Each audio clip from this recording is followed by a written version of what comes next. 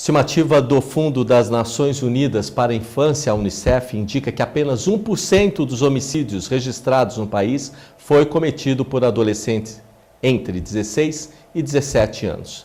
Em números absolutos, isso equivaleria a 56.337 homicídios registrados no país em 2012.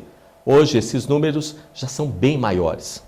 O jornal o Globo fez um levantamento dos 5 estados com maior número de adolescentes apreendidos, que são São Paulo, Pernambuco, Minas Gerais, Paraná e Rio de Janeiro. E juntos representam mais da metade, cerca de 56% dos menores infratores no país. No Brasil, os dados indicam mais de 23 mil adolescentes internados. Desses, aproximadamente 10 mil estão no estado de São Paulo e cerca de 74% desses menores tinham 16 anos ou mais quando cometeram seus crimes. Segundo o Ministério Público do Estado de São Paulo, 2,5% dos crimes cometidos por menores são hediondos, que são crimes como homicídio qualificado, latrocínio e estupro. Desses que cometeram essas atrocidades, mais de 65% têm entre 16 e 17 anos, com a pena máxima prevista hoje, amparado pelo ECA, não passando dos 3 anos. No Brasil, segundo a Secretaria Nacional de Direitos Humanos, 9% dos adolescentes internados em 2012 praticaram homicídio. Já o roubo foi o crime mais cometido, com 38%, seguido do tráfico, de 27%. Agora, por que no Brasil se tem a ideia que a impunidade nunca tem impunidade? Isso não veio meio contra tudo que aprendemos com os nossos pais, que diziam que se fizer coisas erradas na vida, vamos pagar alto preço pelos nossos erros? Realmente, no Brasil, parece que nossos dirigentes públicos estão sempre fazendo a política do que dá publicidade positiva para a eleição, e depois escondem de forma grosseira a realidade de sua falta de governança no quesito segurança. O Brasil mais parece um país em constante conflito militar. Criança que mata e não tem pena correta nunca vai virar um adulto ressocializado.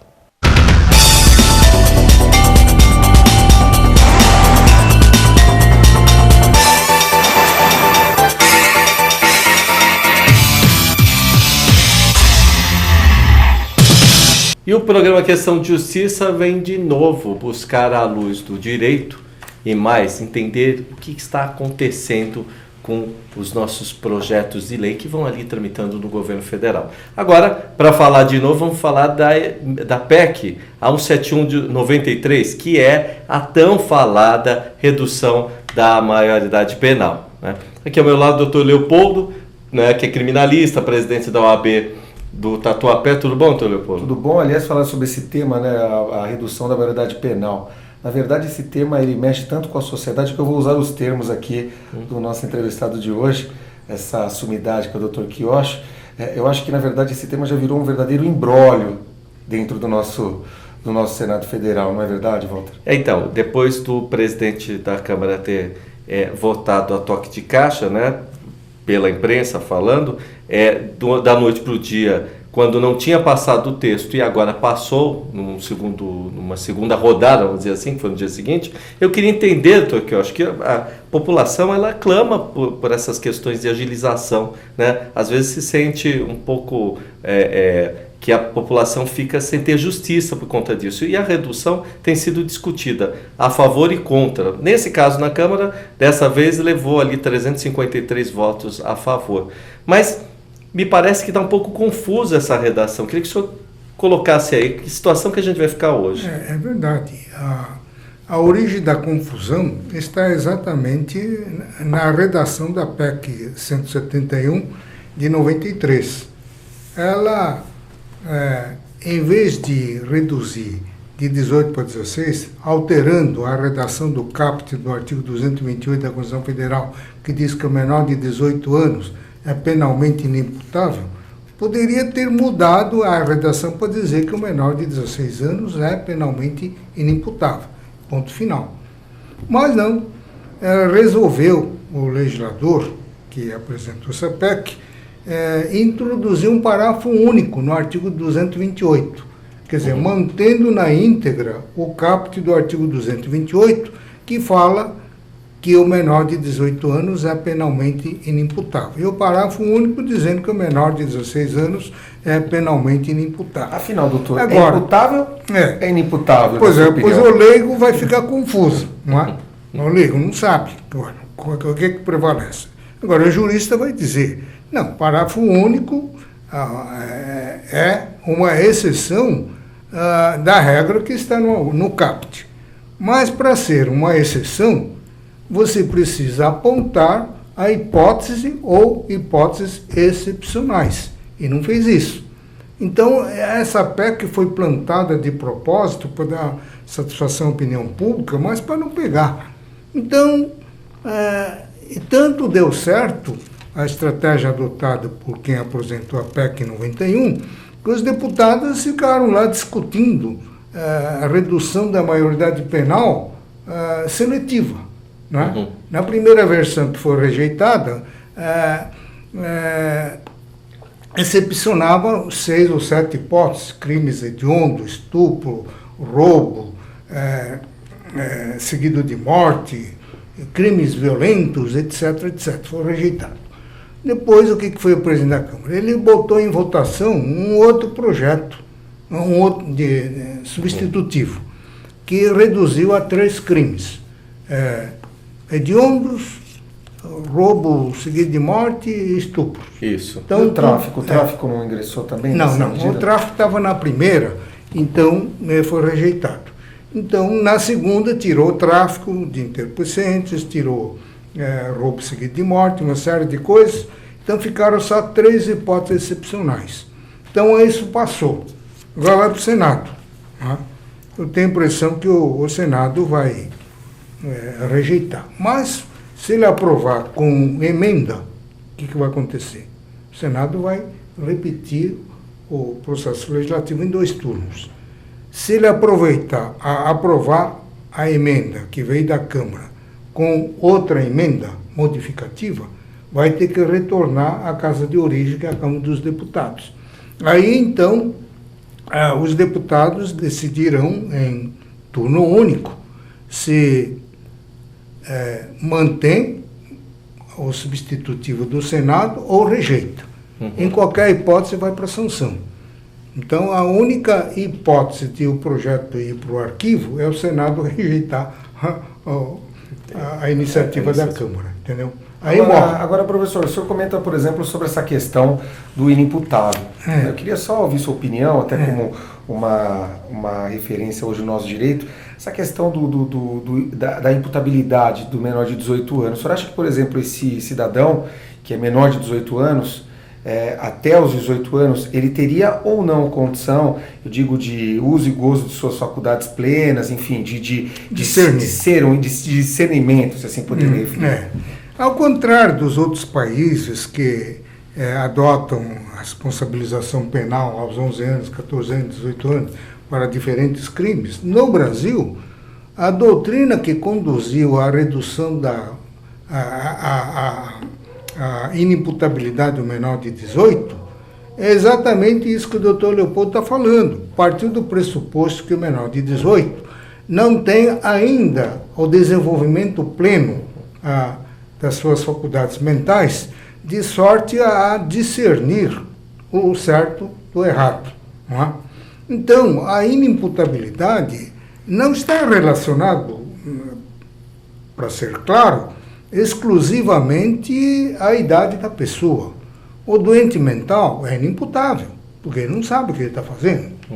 As pessoas normais, mas que têm um determinado retardamento no desenvolvimento pleno da sua atividade mental. Por exemplo, as pessoas às vezes têm que chegar aos 25 anos para desenvolver em sua plenitude. Esses também são inimputáveis. Bem que alguns psicólogos então, dizem que até os 18... Então, o conceito de inimputabilidade é a falta de discernimento das condutas lícitas, das condutas ilícitas. Então não dá para entender essa redução de maioridade penal em relação a determinados crimes.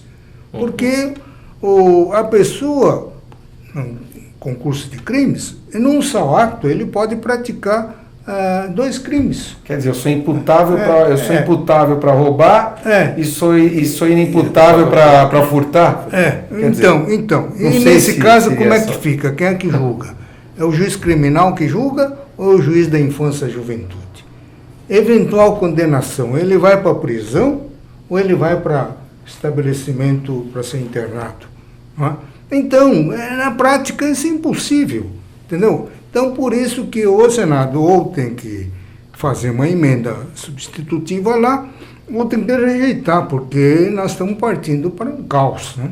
Isso vai criar confusão na jurisprudência, vai criar confusão no mundo jurídico, uma confusão que não existia, vai passar a ter, vai levar uns 10 anos para dizer que a emenda é inconstitucional por violação do princípio da razoabilidade.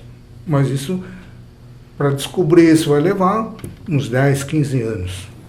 O que eu fiquei mais na dúvida, do que eu achei falando como população, eu percebi que nessa alteração teve o seguinte, teve ali uma redação dizendo o seguinte, que de 15 e 16 teria que ser internado em determinado lugar, 17 para frente em outro lugar, né? O ECA já determina algumas coisas, né? Onde é que eu vou internar? Se hoje em dia, saiu semana passada aquela questão do Piauí, onde dos 4 menores, dos 3 menores, um que era maior de idade, foi colocado no presídio, na presídio não, a casa de detenção, é isso, doutor Leopoldo? Foi isso? Não foi nem, foi a casa do menor. E aí, colocaram os 3 no mesmo lugar, e aí teve o assassinato do menino pelos colegas. Como é que eu vou determinar agora, 16, 14, 15, onde eu vou botar todo mundo? Eu não estou conseguindo entender. Confusão.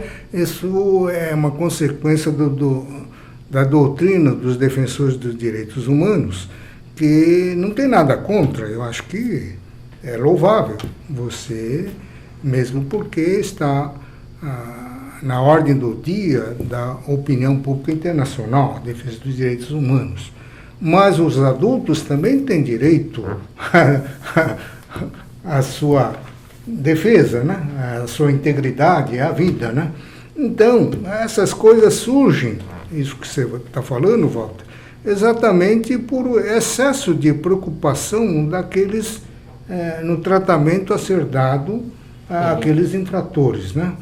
Agora, dizer que reduzir a maioridade penal não acaba com as infrações dos menores é uma grande verdade. Assim como prender o adulto também não acaba com o crime, não é verdade? Uhum. Então, mas eu acho que o temor de ser preso é inerente ao ser humano, seja ele menor ou seja adulto. Agora, então, professor, funciona como um dos elementos de inibição da expansão da criminalidade. Agora, indo direto ao assunto, eu sei que a OAB se manifestou e foi contra a proposta de redução. E outros órgãos, instituições, enfim, o tema ele é divergente e, por hora, é claro que o parlamentar, aquele que representa a sociedade como um todo, ele quer estar ao lado do cidadão, propriamente dito. Porque o cidadão, aquele que sofre, aquele que paga o seu imposto, aquele que passa dificuldade ali, ele quer, lógico, que reduza. Por quê? Porque ele pensa assim, olha, precisa melhorar a segurança, precisa colocar esse menor, porque eles acreditam que colocando esse menor na cadeia, por exemplo, né, menor que eu digo, menor de 18 anos que comete o crime, colocando na cadeia, colocando na prisão, você estaria, em tese, mantendo ele longe da sociedade, sob um ponto de vista de argumentação de que aí estaríamos reduzindo a segurança. Agora, a sua opinião nesse aspecto, né, como jurista, como profissional do direito? Leopoldo, é o seguinte, esse tema realmente é polêmico, né? Pró ou contra sempre reflete uma posição pessoal que muitas vezes deriva de uma situação peculiar. Alguém que teve um familiar, um filho, assassinado por um menor, a tendência dele é pela redução. Agora, quem não teve esse problema, ele pode ser influenciado num outro sentido, né? Seguindo a voz da maioria. Agora, então esse tema não é bem jurídico, né? É um tema, embora a Constituição não exija um plebiscito, porque aqui não se trata de cláusula pétrea, é uma regra constitucional e não um núcleo protegido pela cláusula pétrea. Pode ser modificado por emenda. Mas, à medida que a Constituição diz que todo poder emana do povo, então, para os deputados se sentirem à vontade, eu acho que seria o caso de fazer um plebiscito. Se a maioria da população decidir que tem que haver redução, então acaba a discussão, né? Então, dentro da democracia, o que a soberania popular decidir, está decidido. Então, reduzir. Se a população disser não, então vamos deixar como está, né? Então, essa é a minha opinião, que é a única forma de superar esse impasse, porque, como eu disse, as opiniões pró ou contra sempre refletem uma posição pessoal em virtude de uma determinada circunstância peculiar da vida dele. É porque tem aquela situação popular. Se o cidadão, se esse ser já consegue votar com 16 anos, que é o que se fala por aí, por que ele não, ao cometer o crime, ele não está dentro de todas as suas faculdades mentais, né? Então, esse clamor popular é que às vezes atrapalha um pouco, né? É verdade. É verdade. Eu penso no seguinte, eu tinha comentado da outra vez que nós conversamos, mas hoje, usando o exemplo dessas crianças do Piauí, vamos colocar assim, todos, né? Dessa forma difícil que ficou, tanto das meninas como dos rapazes, a gente tem um trabalho público ou adequado para isso? Quer dizer, você não vai conseguir botar esse jovem de novo na rua se você colocar ele engradado, né, dentro das grades. Como é que fica essa situação? Eu vou responder em tese, né? Porque senão vou ser perseguido aí pelos defensores da infância e juventude, né? A função desses estabelecimentos para internar o menor infrator é ressocializar, é recuperar o menor. Mas isso está funcionando, Walter? Eu acho que não. Assim como as prisões de adultos, também, como dizia Ivo Arzua, não há criminosos irrecuperáveis. Existem criminosos não recuperados, que é outra coisa.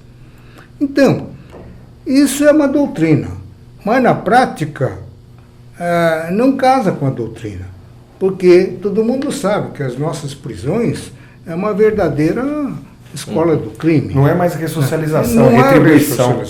Então, se você diz que o menor não pode ir à prisão porque não está ressocializando, há de convir que também seria verdade, então, que o adulto também não deveria ir para a prisão, porque ele sai de lá mais revoltado, mais criminoso do que era. Então, não está ressocializando. Está havendo uma função meramente punitiva, como que estivéssemos retornando ao passado.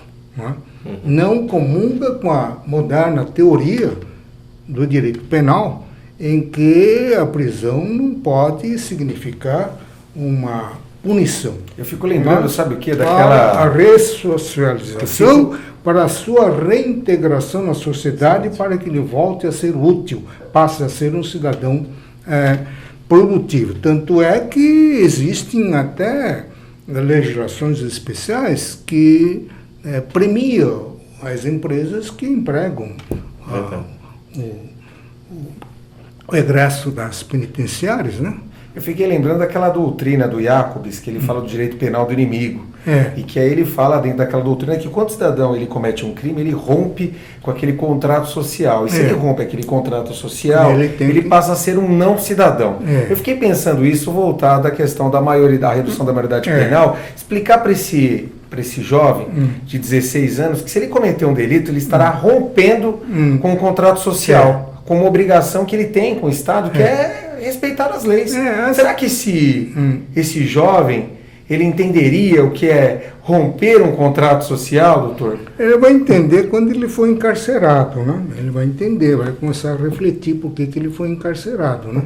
Agora, com a garantia da impunidade, eu acho que essa bandeira não vai ser muito útil no sentido de prevenir a criminalidade, entendeu? Sim. Porque é que nem pena de morte. Dizem que a pena de morte não acaba com o criminoso.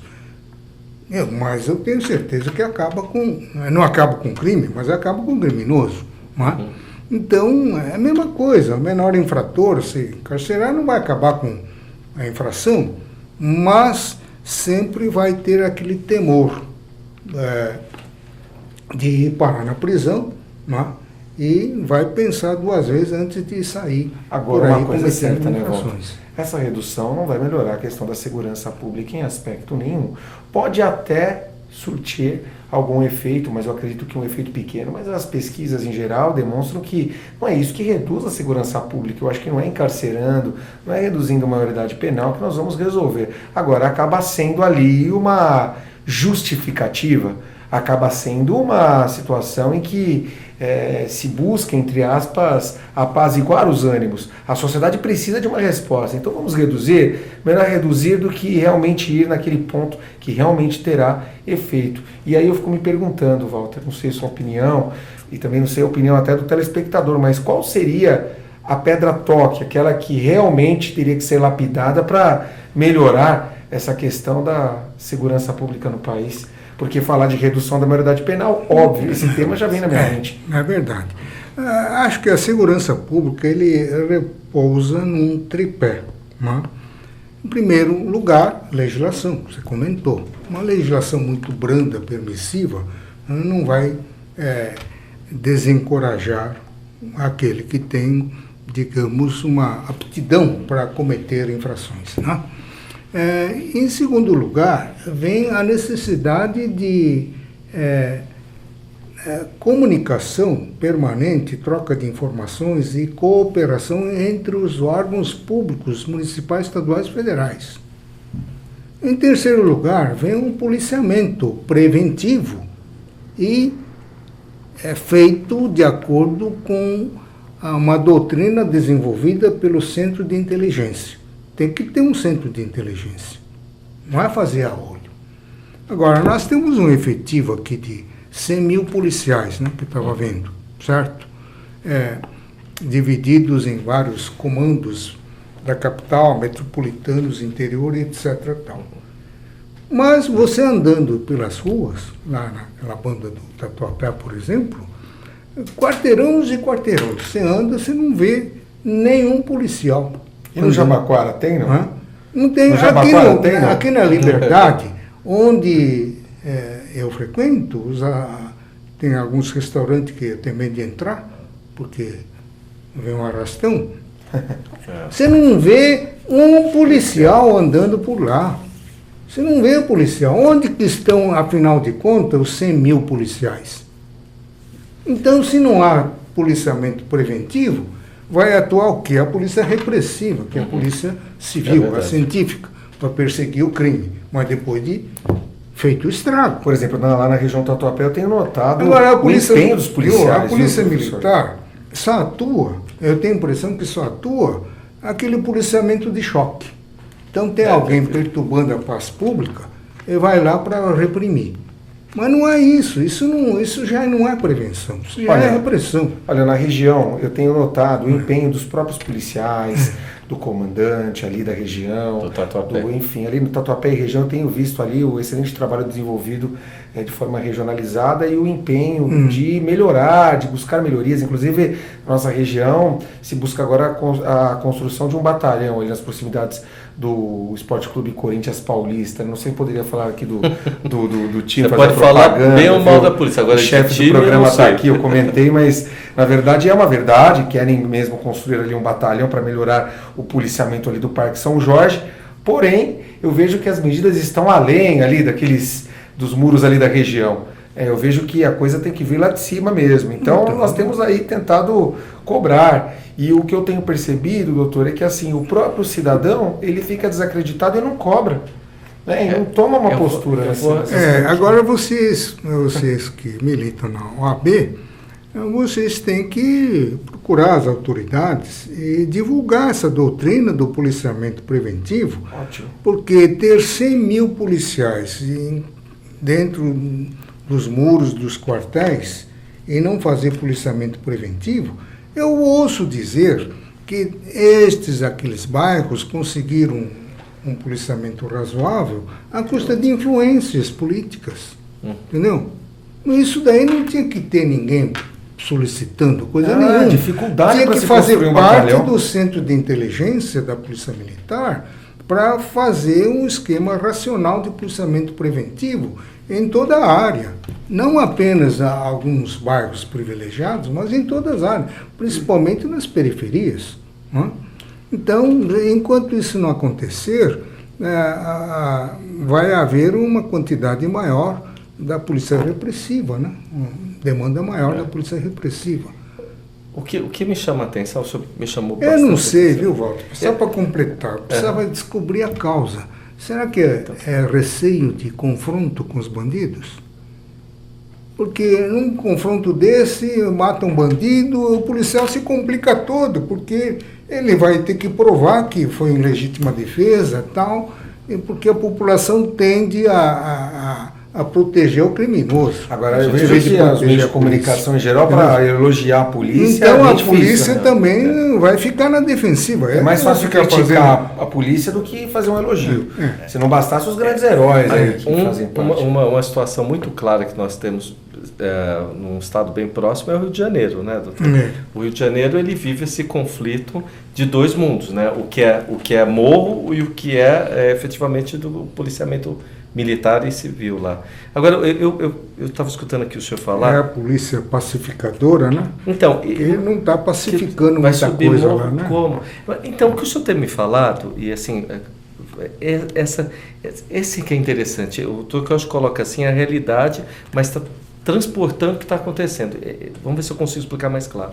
Quando o senhor fala para mim que a PEC ela vai andar, é interessante, mas na verdade ela não é aplicável porque não tem política pública, é o que eu penso. Né? Você não tem uma política pública adequada para que essa PEC funcione na efetividade. Né? Então,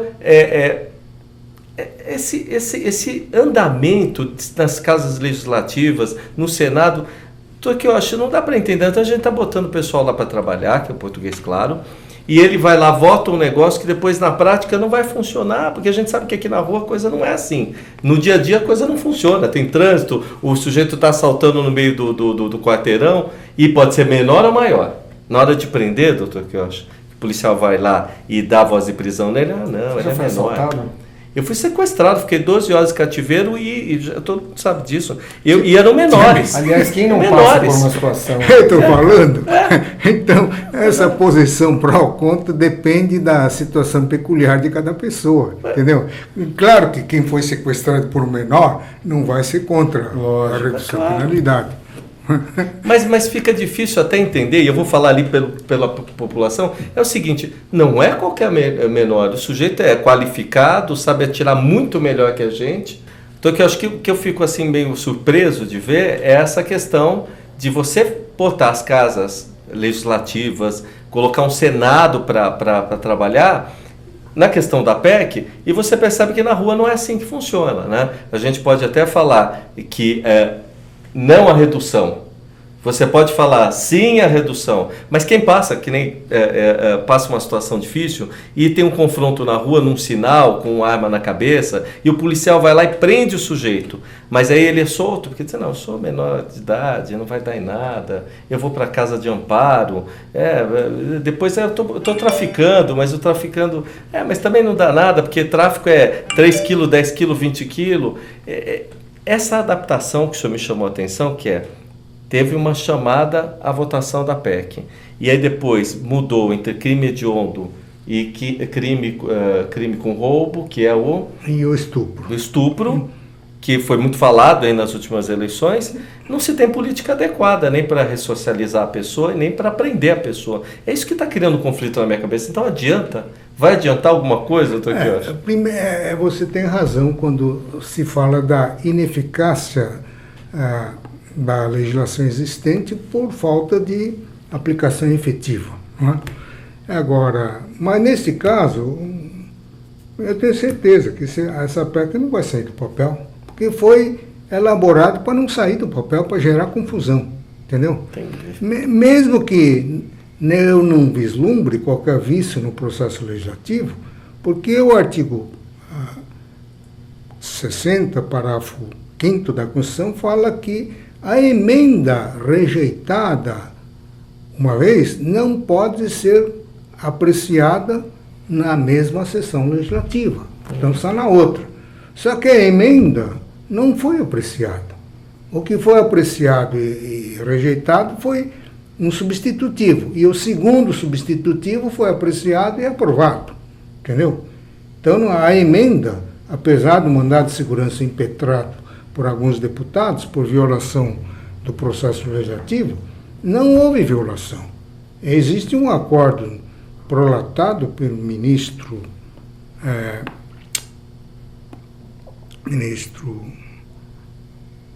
Celso de Mello, que diz claramente que não há confundir emenda com substitutivo, que é uma espécie de um projeto de emenda, não é? Então, a emenda é aquilo que é original, o substitutivo é algo que altera o projeto original. Então, o que foi aprovado é o substitutivo. E o primeiro substitutivo foi rejeitado. A emenda em si, que reduz a penalidade, a maioridade penal de 18 para 16, não foi ainda apreciada. Agora, a questão de índice de escolaridade ninguém fala, né? Por isso que o mandado de segurança não foi dado liminar. Que eles entraram no não foi dado liminar. Em primeiro lugar, por causa disso. Em segundo lugar, a posição do Supremo Tribunal Federal não é meter o bedelho num projeto legislativo em andamento. É esperar a sua aprovação para depois se pronunciar. Agora, questão de unidades de sala de aula, tá? Eu até vi um comentário no artigo escrito pelo doutor que fala que no Sudeste, aliás, eu vi algumas matérias falando que no Sudeste 82,9% das unidades pesquisadas oferecem salas de aula adequadas para escolarização, mas nas demais regiões esse índice varia de 72% a 52% no Sul. Bom, enfim, falando de índice de escolaridade, eu vejo uma discussão tão grande com relação a... Eu não quero ser aqui sensacionalista, ou mesmo levantar o ponto sobre o ponto de vista... Eu não quero argumentar sobre o ponto de vista político, mas eu digo que eu vejo uma discussão tão grande em cima da redução da maioridade penal e com relação à escolaridade, a questão da educação, ninguém comenta nada. Eu sei que é um tema que não dá ibope, né? Mas... poxa, e as escolas, né? E claro que eu também não posso dispensar aqui o grande trabalho desenvolvido tanto pelo governo federal quanto estadual, no oferecimento aí de material escolar, livros, me parece que foi assim, bem produtivo nos últimos anos. Mas eu quero dizer sobre efetividade, sob o ponto de vista de investimento em escolas, em escolaridade, em nível de professores, tanto escolas quanto universidades. Eu não vejo essa discussão, porque não é só o menor que comete crime, o maior também. E eu vejo aí um nível de valorização muito pequeno para professores, tanto de ensino médio quanto para universidades. Não sei a sua opinião. É verdade. Você tocou num ponto-chave, né? A base de toda a sociedade, se a sociedade vai bem ou vai mal, está exatamente no ensino, na educação. Educação como um todo. A educação não no sentido de apenas o ensino, mas a educação integral que envolve domínio de preceitos éticos e morais, envolve saúde, envolve esporte e envolve, inclusive, o aprendizado. Porque antigamente nós tínhamos o Ministério da Educação, Cultura, Esporte e Saúde. Saúde caiu fora, esporte caiu fora, agora foi embora a cultura, embora tivesse mantido a sigla MEC. Esse C seria cultura, mas já foi embora há muito tempo. nós temos o ME, que é sigla de microempresa. Entendeu? É verdade. Então, que o senhor tocou num assunto que eu tenho escutado falar bastante durante essa semana, e graças a Deus o senhor que foi líder de uma instituição como o Instituto dos Advogados, com instituições ligadas à questão oriental, que fala de ética, moral, e tem se falado muito essa semana na questão de educação, mas o mais importante, por exemplo, advogado, hoje você tem um exame qualificador para ele. Os médicos estão discutindo esse caminho também, né? Nas questões da formatação do médico, né? Então o médico hoje ele dá estágio, né? Ele fica recluso no hospital 2 anos, o advogado tem 1 ano, se não me engano. Agora, tem se falado muito essa semana, professor, e o senhor que também deu aula, eu sei que o professor é sofrido, que os salários são terríveis, mas o investimento na qualidade da educação não passa pelo aperfeiçoamento desse profissional, como se tem na Finlândia hoje, uma situação fantástica, hoje que tem muito mais verba para educadores do que para médicos e advogados na Finlândia. Claro, aqui a classe dos professores antigamente era uma classe mais ou menos privilegiada, respeitável. Hoje, os professores estão lá embaixo, com exceção dos professores da capital, que ganham relativamente bem. Eu acho que está mais embaixo ainda. E por ganharem bem, são os que sempre estão fazendo greve. Não é? Todo ano fazem greve. Vai ver se o professor do Nordeste está fazendo greve. Não estão fazendo. Se eles ganham R$70 por mês, eles ficam contentes. Não é? E é por mês, né, professor? E aqui não. Aqui eles ganham relativamente bem, mas sempre estão fazendo greve. Então, existe uma disparidade em termos nacionais na política de remuneração do professor. Não é? O professor lá no Norte e Nordeste é uma dona de casa, uma empregada doméstica aqui de São Paulo que dá aula lá. Eu não represento universidade nenhuma. Eu falo a verdade, eu acho um absurdo um professor, não tenho vergonha de falar, um professor que estuda 5 anos de direito, faz pós-graduação, desenvolve o seu mestrado, seu doutorado aí para ganhar menos de R$40 por hora aula em algumas universidades. Algumas delas pagando de 25% a 30%. Isso é um absurdo, professor. Eu acho que assim, eu acho que essa ótica precisa mudar. Se eu pudesse aqui, eu levaria essa minha mensagem aqui para todos os cantões aqui do nosso estado, do nosso país, porque eu acho um absurdo isso. Você deve estar se referindo à rede privada, à rede superior. Principalmente na área do direito, onde nós estamos despejando anualmente um verdadeiro batalhão de exército da reserva. Né? Tem muito... Então, é muito bacharel. Né? Mas, tudo bem, todo mundo tem direito a lugar no sol. Né? Mas eu precisava valorizar, no meu entender, o professor do ensino fundamental. Aquele que ensina o A, B. Aquele que ensina a escrever, né? Agora, o professor universitário da rede privada, eles, assim como os alunos fingem que estudam, os professores, maioria deles, fingem que estão ensinando. Entendeu? Eu sei disso, porque eu dei aula em várias universidades. Fingem que estão dando aula. Mas esse é o mundo atual. Os intelectuais fingem que estão pensando. Entendeu? Posso seguir esse conceito? Deixa eu perguntar. Mas você tem que valorizar o ensino fundamental. Os professores do ensino fundamental são os verdadeiros heróis. São aqueles que criam os futuros geradores de riqueza do país. Por isso que eu falei nessa qualificação mais aplicada nele, né? Esse é o grande problema. Não há política pública para ensino, mas não há política pública para aperfeiçoamento desses professores fundamentais, né? E está chegando... O que me deixa muito infeliz, doutor Quioche, é ver o senhor falar uma coisa que o papai também falava.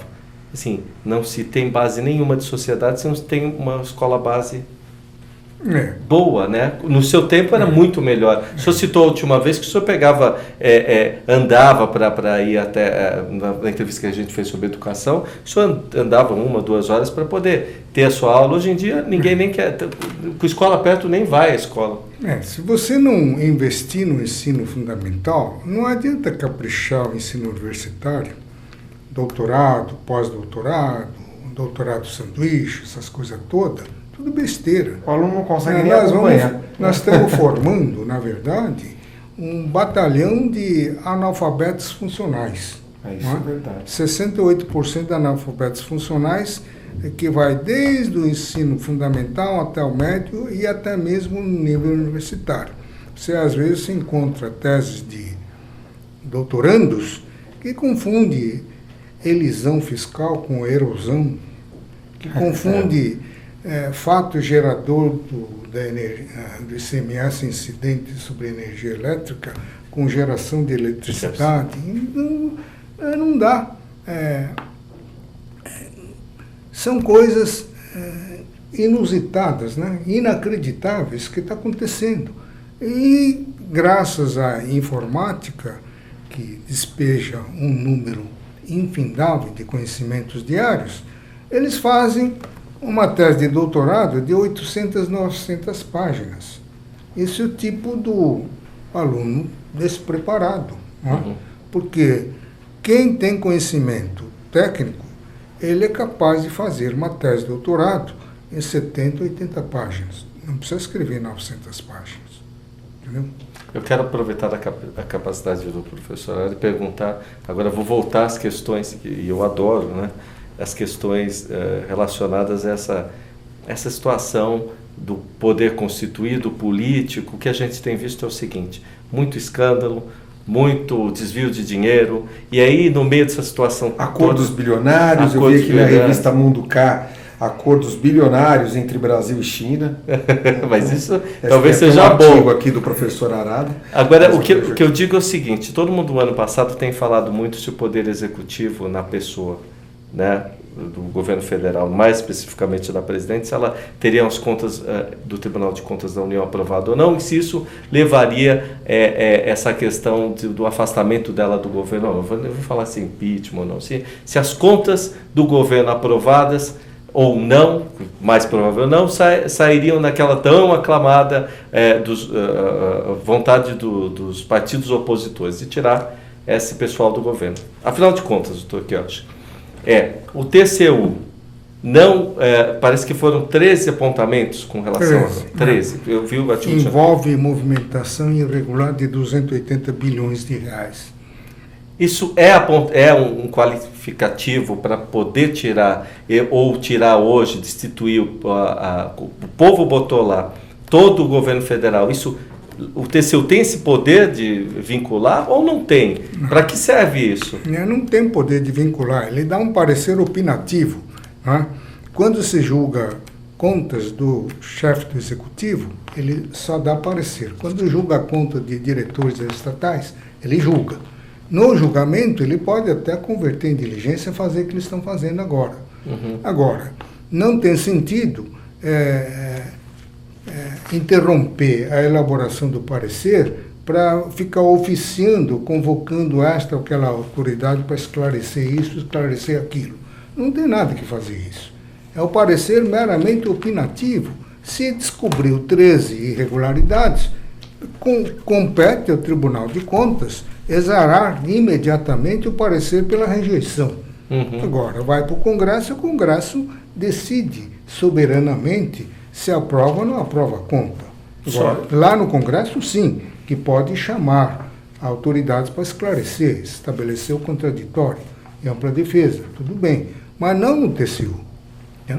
O TCU, só para quem nos assiste, o TCU, fica claro que o TCU, na função dele, ele não vai destituir poder nenhum, mas o que acontece na próxima gestão do outro governo, se não aprovar as contas, essa chapa, esse político, ele fica inelegível ou não, doutor? Ele fica inelegível, mas a reprovação de conta por si só não significa impeachment. Impeachment tem que abrir um processo mediante representação de qualquer cidadão na Câmara dos Deputados, onde começa o processo. Ou a Câmara, acolhendo a representação, instaura seu processo. Instaurado o processo, aprovado esse processo, ele segue para o Senado Federal para fazer o julgamento, onde lá vai haver o contraditório, entendeu? Numa sessão presidida pelo ministro do Supremo Tribunal Federal, e vai simplesmente perguntar, procede ou não procede? Não tem esse negócio de lavrar o acórdão de 40, 50 folhas. Né? Entendi. Sim ou não?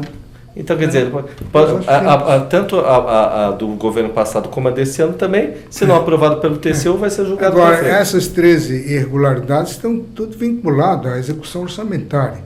Portanto, na forma do artigo 85, número 6, inciso 6 da Constituição Federal, é crime de responsabilidade política, que dá ensejo a impeachment. O mal do sistema presidencialista é que, com crise ou sem crise, você não pode destituir o presidente, a não ser por via do impeachment, entendeu? Agora, se fosse num regime parlamentar, esse negócio já tinha sido resolvido há muito tempo. Simplesmente cai o gabinete, o novo primeiro-ministro recompõe o seu gabinete e a crise fica superada. Bom, já mais uma dúvida que eu tinha que esclarecer. Eu fico ouvindo vocês debaterem o tema aqui, mas eu não perco, eu sou brasileiro nato, eu não perco a minha capacidade de sonhar, não. E eu acho que será realizada uma reviravolta para a melhoria de toda essa situação, Walter. Eu acho, pelo menos eu acredito. Eu estava lendo um artigo que a minha mulher divulgou, Momentos de Crise. Então ela disse que não fica aí multiplicando ideias pessimistas, porque isso não vai construir nada, entendeu? Então o Brasil é o que é. E o que está acontecendo é o reflexo da sociedade. Qualquer um que seja eleito será sempre alguém de nós, da sociedade. Não vai ser alguém lá do outro planeta, nem do outro governo, mas um brasileiro que vai ser eleito. Então, se o poder emana do povo, e nós é que estamos elegendo eles, então não adianta ficar só criticando, não é? Temos que reivindicar, sim, que é um direito legítimo, mas criticar por criticar, fazer baderna, fechar rodovias, tocar fogo nos ônibus, isso é vandalismo, isso não vai resolver nada, vai simplesmente agravar. Greves bagunçadas, né, programadas, uma classe para a greve, a outra entra, quer dizer, deixa sempre num tumulto permanente, né? Isso não vai construir nada. Olha, eu acho... Mais uma vez eu agradeço, senhor. Eu tenho que ter brasileiro que nem o senhor, mas é bom esse tipo de explicação, para a gente poder entender e depois, na hora de pelo menos pensar, não vou falar nem votar, pensar, entender o que está acontecendo. E é bom que o senhor esclarece esse viés que está acontecendo. Né? Espero realmente aí. Agora eu consegui entender a questão do TCU, mas eu espero que realmente a redução da maioridade penal seja repensada, porque botar mais gente lá e trazer em determinado ponto, embora tenha sofrido gente para a rua mais abalizada, mais característica, que vai dar bala na cabeça dos outros, é pior, viu, Toquinho? Quero agradecer de novo o senhor ter participado do programa. Eu termino essa entrevista com uma mensagem positiva. Eu estou de acordo com o doutor Leopoldo. O Brasil já superou tantas crises, por que não vamos superar mais essa? Né? Saiu da década perdida de 80, né? Saímos da ditadura militar, então tudo foi superado. Isso daqui também não vai se eternizar. Né? Não vai. Bom, Questão de Justiça vai ficando por aqui, volta na próxima semana com a participação de juristas, como o doutor Kiyoshara, o doutor Leopoldo, e a sua participação aí em casa, que faz realmente a gente ter esse momento de cidadania. Até a próxima semana.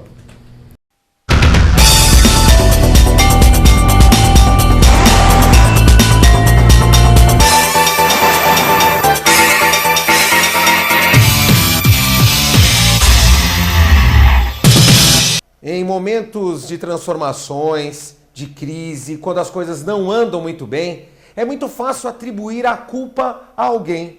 É muito fácil dizer que determinada instituição não se manifesta. A OAB esteve presente em momentos históricos de extrema importância para o nosso país. E agora, mais uma vez, vem com o movimento e diz: não à corrupção. Mas nós precisamos estar unidos. Nós precisamos estar todos emanados neste movimento. Nós precisamos vestir a camisa e dizer não à corrupção.